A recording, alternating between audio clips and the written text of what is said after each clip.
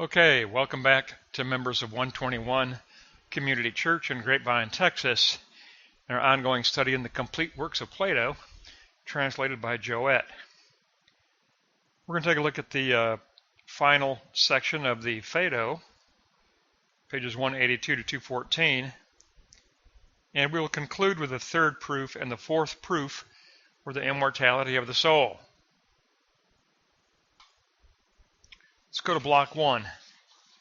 The third proof, the argument from affinity.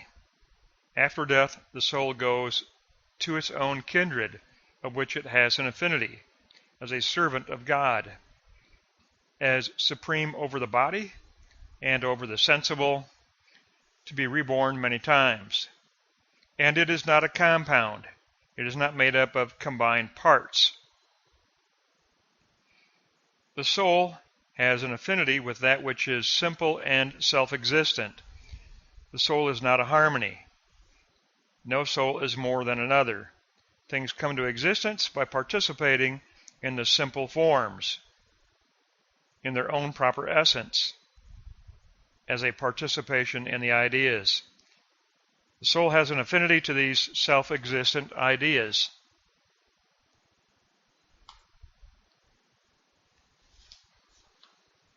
All things exist as a form of the idea. So the third proof is the argument from affinity that the soul has an affinity with that which is eternal, unchangeable, and not a compound, simple and self-existent. Simple and self-existent. That's primarily what Plato mentions here, is that the soul is simple and self-existent and has an affinity with that which is simple and self-existent, like the realm of the ideas.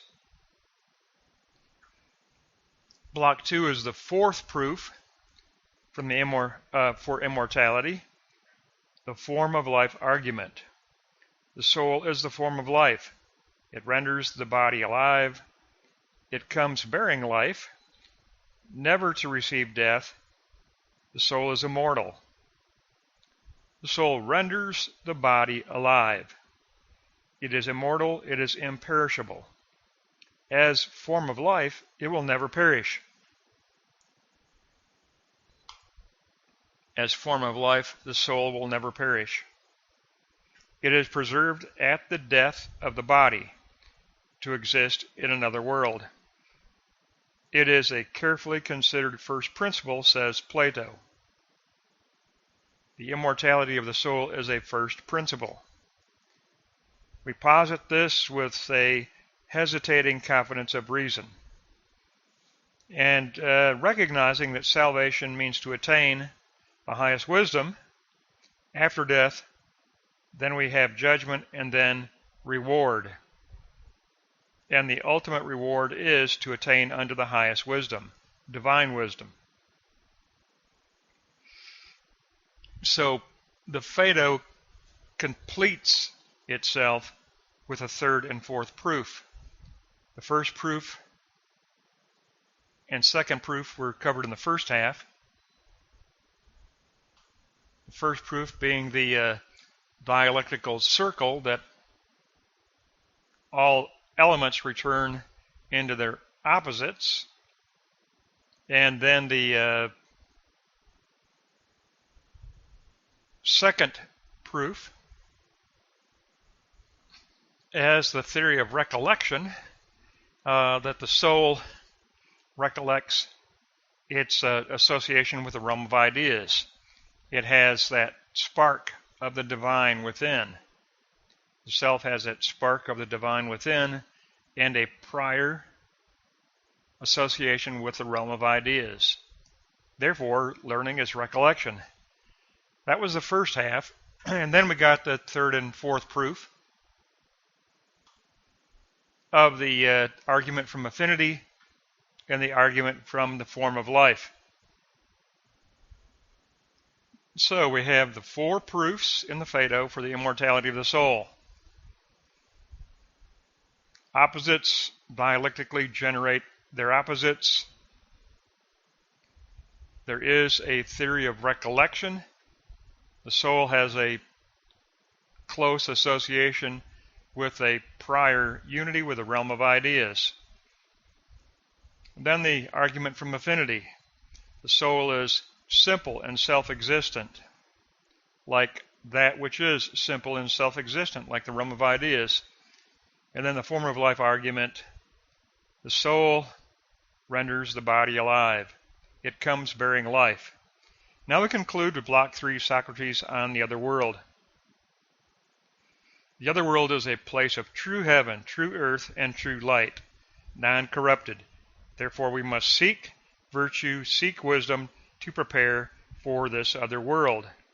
Seek out virtue and wisdom. Array the soul with the 6 virtues: knowledge, temperance, justice, courage, nobility, and truth. Ready the self for the afterlife, to join the joys of the blessed. Then Socrates drank the poison for his execution. Many wept, as Socrates remained calm, and thus was the end of Socrates, says Plato. There were witnesses in his cell at his death. Even the guard was sorrowful at the sentence that Socrates had to suffer. And Plato said that this guard even became a friend to Socrates while he was imprisoned. But in the Phaedo, we get the 4 arguments from Socrates for the immortality of the soul. Opposites dialectically return their elements into their opposite. Then the theory of recollection. The soul has a prior recollection of knowledge of the realm of ideas, that eternal realm of ideas. And then the third proof, the argument from affinity. The soul is simple and self-existent, imperishable. And then the argument from the form of life. The soul comes bearing life. It is the form for life. The soul renders the body alive. So we get all 4 arguments from Plato on Socrates' teachings from his jail cell, with his students in his jail cell, on the 4 proofs for the immortality of the soul. Opposites generate their opposite. The theory of recollection, the argument from affinity, the argument from the form of life. 4 arguments for the immortality of the soul given by Socrates to his students in his cell just prior to his execution by poisoning. From this second half of the Phaedo, in Block 1, we would have to emphasize note 2. The soul has an affinity with that which is simple and self-existent. Socrates says the soul is not a harmony of elements. It is simple and self-existent. Things exist by participating in the simple forms. The soul is one of these forms. It is a essence, and things participate in the ideas for their existence, including the essence of the soul. The soul has an affinity to the self-existent ideas, and all things exist as a form of their respective idea. Now, Block 2, in the 4th proof, note 1, the soul is a form of life. It renders the body alive. It comes bearing life. It never receives death. It is immortal. It is imperishable. As form of life, it will never perish. As form of life, the soul will never perish. It shall ever be reborn. Plato says the soul shall ever be reborn. And then Block 3, teachings on the other world, and it sounds just like the New Testament. True heaven, true earth, true light. Or we would say new heaven, new earth, new light. Non-corruptible. And because that is our hope, in this life we must seek virtue, we must seek wisdom. We must seek out virtue and wisdom. And then Socrates said, take up the 6 virtues: knowledge, temperance, justice, courage, nobility, and truth. And he would say, above all else, truth. Then you ready the self for the afterlife. And then he was given the poison to take for his execution by the state, and he remained calm, although his friends obviously were sorrowful and did witness his execution. That wraps up the complete manuscript on the Phaedo. We covered the introduction, we covered the first half, proof 1 and 2, and now we've covered the second half, proof 3 and 4. That'll wrap up pages 182 to 214.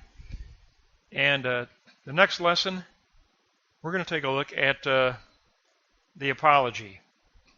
Pages 27 to 55, the Apology, will be our next lesson.